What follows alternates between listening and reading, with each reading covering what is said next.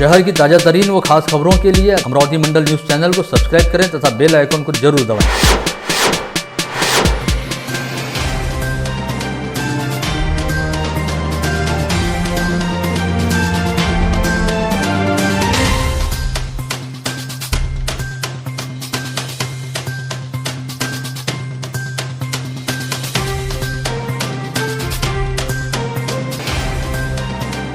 नमस्कार, दैनिक अमरावती मंडल के मंडल news bulletin में आप सभी का स्वागत है। आइए पेश करते हैं आज की कुछ खास खबरें।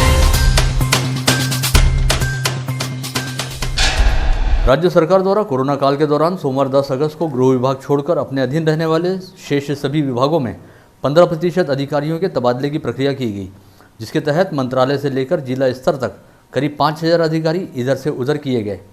कोरोना काल के दौरान तय की गई तबादला नीति के तहत तबादला करने का 10 अगस्त को अंतिम दिन था और इसी दिन एक झटके में 5000 अधिकारियों को स्थानांतरित किया गया है। तबादला किए गए अधिकारियों में वरिष्ठ प्रशासनिक अधिकारी मिलिंद महेश्कर, संजय खंडारे, उदय चौधरी, ए गुल्हाने, के बागते, अश्विनी जोशी व नवल किशोर राम जैसे वरिष्ठ अधिकारियों का समावेश रहा। मुख्यमंत्री के हस्ताक्षर से जारी किए गए इस तबादला आदेश के तहत अमरावती जिले के भी कई अधिकारियों को पदों व अन्य स्थानों पर स्थानांतरित किए जाने की जानकारी है। शहर में इस समय बड़ी तेजी से कोरोना पॉजिटिव यानी कोरोना संक्रमित मरीजों की संख्या बढ़ रही है और सरकारी कोविड अस्पताल सहित शहर के चारों निजी कोविड हॉस्पिटलों में हाउसफुल वाली स्थिति है। इस बात के मद्देनज़र मनपा प्रशासन ने शहर के अधिक से अधिक डॉक्टरों व अस्पतालों को कोरोना संक्रमित मरीजों के इलाज हेतु निजी कोविड हॉस्पिटल खोलने का आह्वान किया था, जिसके चलते शहर के ख्यातनाम चिकित्सक डॉक्टर अरुण हरवानी व डॉक्टर नितिन सोनोने की ओर से मनपा प्रशासन को शेगांव नाका रोड परिसर में निजी कोविड हॉस्पिटल खोलने को लेकर 2 अलग-अलग प्रस्ताव दिए गए हैं, जिसमें से डॉक्टर अरुण हरवानी ने शेगांव राहटगांव रोड स्थित विनय विला में और डॉक्टर नितिन सोनोने द्वारा इसी मार्ग पर स्थित तुलजा भवानी मंगल कार्यालय में निजी कोविड हॉस्पिटल शुरू करने को लेकर तैयारी दर्शाई गई है। जेनिथ हॉस्पिटल के संचालक डॉक्टर अरुण हरवानी अपने एक अन्य सहयोगी डॉक्टर स्वप्निल रुद्रकार के साथ मिलकर शेगांव रोड स्थित विनय विला में 45 बेड का कोविड हॉस्पिटल खोलना चाह रहे हैं। यहाँ पर 20 बेड का आईसीयू वार्ड बनाया जाएगा और 25 कमरों में 25 मरीजों को भर्ती करने की व्यवस्था होगी। वहीं दूसरी ओर राठीनगर परिसर में अपना अस्पताल चलाने वाले डॉक्टर नितिन सोनोने द्वारा अपने सहयोगी डॉक्टर जयराज किटुगले व डॉक्टर विनीत साबू के साथ मिलकर तुलजा भवानी मंगल कार्यालय में 40 बेड का निजी कोविड हॉस्पिटल शुरू करने को लेकर मनपा प्रशासन से अनुमति मांगी गई है।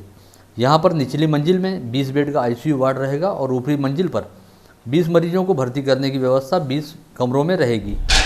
कल मंगलवार 11 अगस्त को भगवान श्री कृष्ण का जन्मोत्सव यानी जन्माष्टमी का त्यौहार मनाया जाएगा, मगर इस बार कोरोना वायरस का असर सभी त्योहारों पर दिखाई दे रहा है। इस वजह से सादगी के साथ घर में ही श्री कृष्ण जन्मोत्सव मनाया जाएगा। बता दें कि इस समय प्रशासन के निर्देशानुसार सभी मंदिरों के कपाट पूरी तरह से बंद हैं। ऐसे में मंदिर के अंदर केवल पुजारियों द्वारा ही जन्मोत्सव की पूजन विधि की जाएगी और कृष्ण मंदिरों सहित अन्य किसी मंदिर में किसी तरह की कोई चहल पहल नहीं दिखाई देगी। वहीं इस वर्ष कृष्ण जन्माष्टमी के पर्व पर दही हांडी का आयोजन भी नहीं किया जाएगा। जिला प्रशासन द्वारा जन्माष्टमी पर्व पर सभी तरह के सार्वजनिक कार्यक्रमों पर पाबंदी लगाई गई है। आगामी 22 अगस्त को गणेश चतुर्थी पर्व से 10 दिवसीय गणेशोत्सव का प्रारंभ होगा। इस बात के मद्देनजर शहर के सभी मूर्तिकार अपने द्वारा बनाई गई गणेश मूर्तियों को आकर्षक ढंग से सजाने और अंतिम रूप देने के काम में लग गए हैं। राज्य के राजस्व मंत्री व कांग्रेस प्रदेशाध्यक्ष बालासाहेब थोरात तथा राज्य की महिला व बाल कल्याण मंत्री एवं कांग्रेस की प्रदेश कार्याध्यक्ष यशोमती ठाकुर ने कांग्रेस पदाधिकारियों को अजीबोगरीब सलाह देते हुए कहा है, यदि सरकारी कार्यालयों में आपका कोई काम नहीं हो रहा तो वहां जाकर दंगा और उधम करो। साथ ही किसी भी काम के लिए सरकारी कार्यालयों में अकेले जाने की बजाय अपनी धाक और रौब दिखाने के लिए 4-5 लोगों को अपने साथ रखा करो। सोलापुर में राज्य के इन 2 कैबिनेट मंत्रियों द्वारा अपनी पार्टी के कार्यकर्ताओं को दी गई इस अजीबोगरीब सलाह को लेकर बेहद आश्चर्य व्यक्त किया जा रहा है। पार्टी कार्यकर्ताओं की बैठक के बाद हुई पत्रकार परिषद में जब दोनों मंत्रियों से उनके इस वक्तव्य के बारे में पूछा गया तो उनका कहना रहा कि आम जनता के कामों हेतु पैसे मांगने वाले अधिकारियों पर नैतिक धाक हो, इस बात के मद्देनजर उन्होंने उपरोक्त सलाह अपने पार्टी कार्यकर्ताओं को दी थी। विगत 5 अगस्त को उत्तर प्रदेश के श्री अयोध्या धाम में राम मंदिर शिलान्यास व भूमि पूजन समारोह में हिस्सा लेने के बाद अमरावती वापस लौटे देवनाथ पीठ के पीठाधीश्वर परम पूज्य आचार्य श्री जितेंद्रनाथ महाराज ने कहा कि उन्हें अपने आराध्य मर्यादा पुरुषोत्तम श्री रामचंद्र को उनके जन्म स्थान पर विराजित करने का सौभाग्य हासिल हुआ, जिसका उन्हें बेहद आनंद है। अयोध्या में आयोजित भूमि पूजन समारोह में हिस्सा लेने के बाद शनिवार की रात आचार्य जितेंद्रनाथ महाराज की अमरावती वापसी हुई। इस समय अमरावती जिले की सीमा में प्रवेश करते ही तिवसा के पंचवटी चौक पर विश्व हिंदू परिषद, बजरंग दल, संघ परिवार व भाजपा जैसे संगठनों के पदाधिकारियों व कार्यकर्ताओं द्वारा आचार्य जितेंद्र नाथ महाराज का जंगी व जल्लोषपूर्ण स्वागत किया गया। इस समय अपने मनोगत व्यक्त करते हुए उन्होंने कहा कि वे अयोध्या जाकर बेहद आनंदित व हर्षोल्लासित हुए हैं। सुमारे 62 स्थानांची माती मृत्तिका आणि पवित्र जल माझ्याकडे जमा झाला आहे।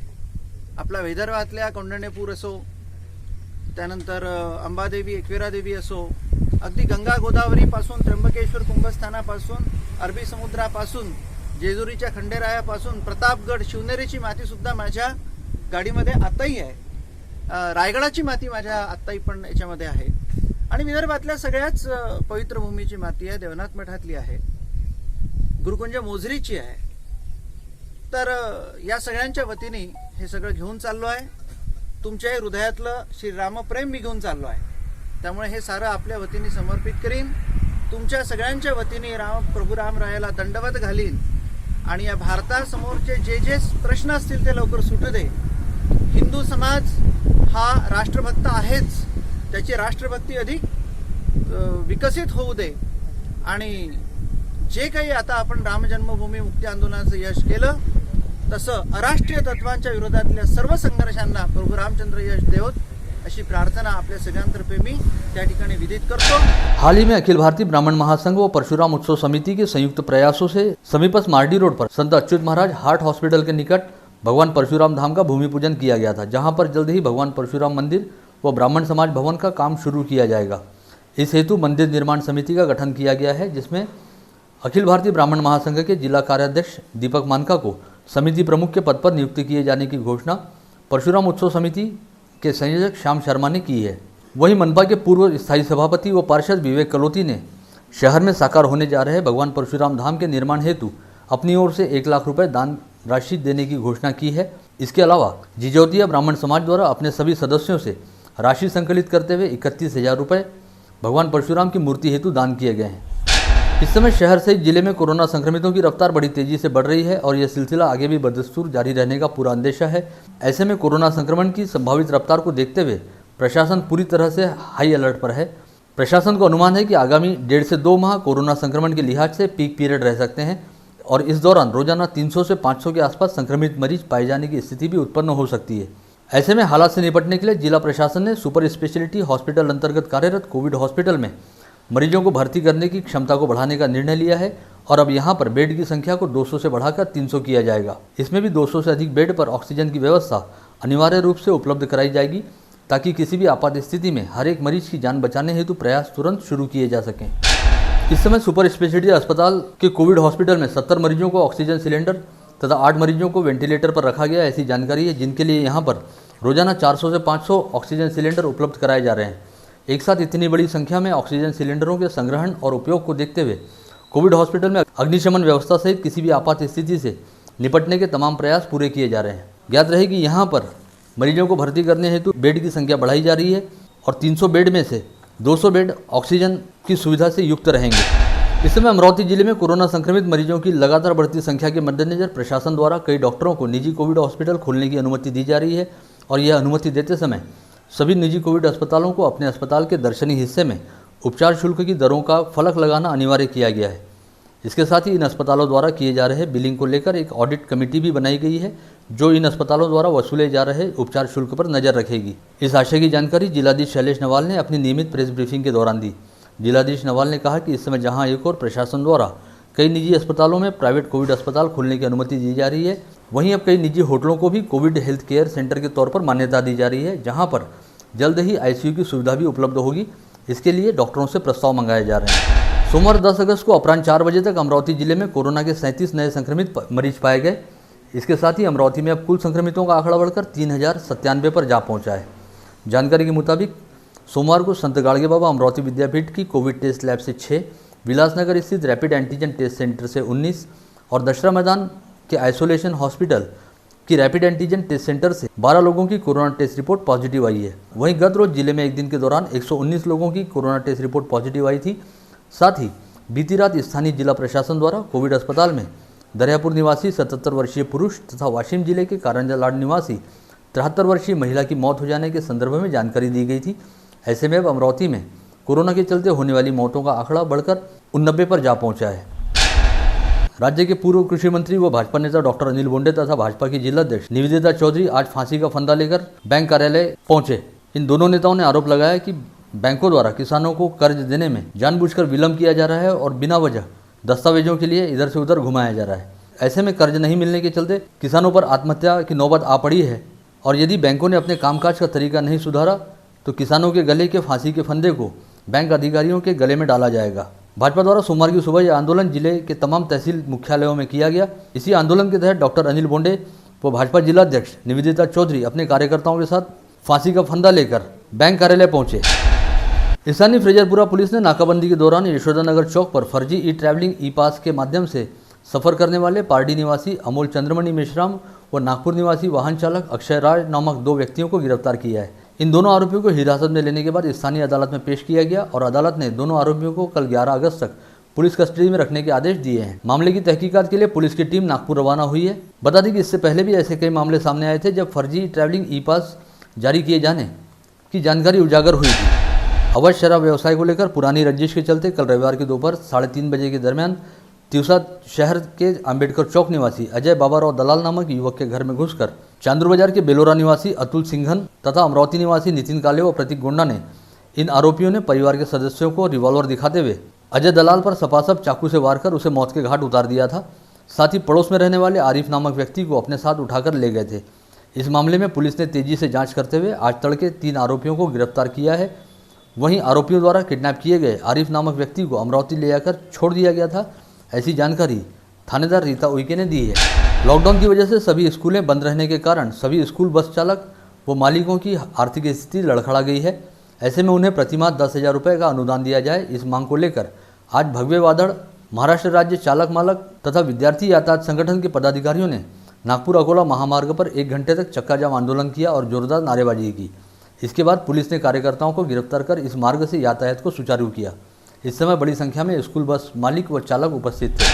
स्थानीय फ्रेजरपुरा पुलिस थाना क्षेत्र के विद्या भारती महाविद्यालय प्रांगण स्थित कुएं में इसी महाविद्यालय के लैब अटेंडेंट व नमूना परिसर निवासी अविनाश नालोडे ने छलांग लगाकर आत्महत्या कर ली। यह घटना आज सुबह 9:30 बजे के दरमियान उजागर हुई। जानकारी के मुताबिक कुछ माह पहले दुर्घटना होने के कारण अविनाश नालोडे विकलांगता का शिकार हो गए थे और वॉकर के सहारे ड्यूटी पर आते थे। इस वजह से वे काफ़ी परेशान थे, ऐसी जानकारी है। पता चला है कि अविनाश नालोडे हमेशा की तरह आज सुबह भी महाविद्यालय के लिए निकले और उन्होंने यहां पहुंचने के बाद महाविद्यालय प्रांगण में स्थित कुएं में कूदकर आत्महत्या कर ली है, ऐसा अनुमान है। पुलिस ने फिलहाल घटनास्थल का पंचनामा कर लाश पोस्टमार्टम के लिए रवाना कर दी है और मामले की तहकीकात शुरू है।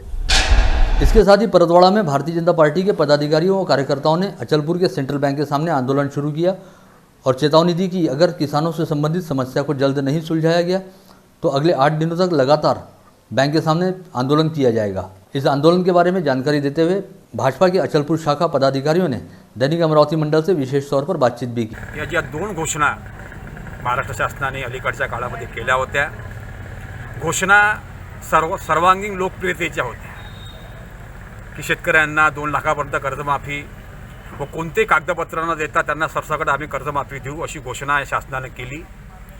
आणि हे घोषणा केल्यानंतर महाराष्ट्र शासनाने घोषणा केल्यानंतर ठाकरे शासनाने घोषणा केल्यानंतर असं वाटलं की शेतकऱ्यांना याचा ताबडतोब लाभ मिळेल, परंतु आज घोषणा होऊन आज 3 महिने झालेत। बँकेकडे गेल्यानंतर इकडे घोषणा वेगळ्या करायच्या आणि बँकेचे परिपत्रक वेगळे पाठवायचे असं धोरण या शासनाचं आहे।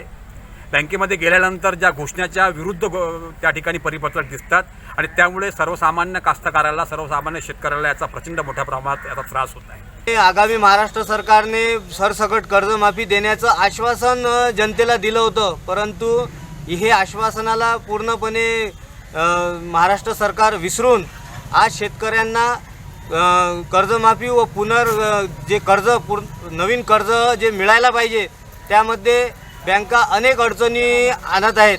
काही लोकांना काही शेतकऱ्यांना कागदपत्रांच्या अडचणी आणत आहे, काही शेतकऱ्यांना व तुमची दुसरी बँक आहे तिथून तुम्ही कर्ज घ्या, परंतु सरकारचं म्हणणं हे आहे की जिथे त्या कास्तकाराला पहिले कर्ज भेटलं आहे तिथे कर्ज त्या शेतकऱ्याला मिळायला पाहिजे। जिला पुलिस अधीक्षक डॉक्टर हरि बालाजी एन के निर्देश पर जिले भर के पुलिस थानों के पुलिस कर्मचारियों व अधिकारियों के लिए कोरोना जांच शिविर का आयोजन किया गया था। इस शिविर में अमरावती स्वास्थ्य विभाग की टीम ने परतवाड़ा में सभी पुलिस कर्मचारियों की रैपिड एंटीजन जांच की।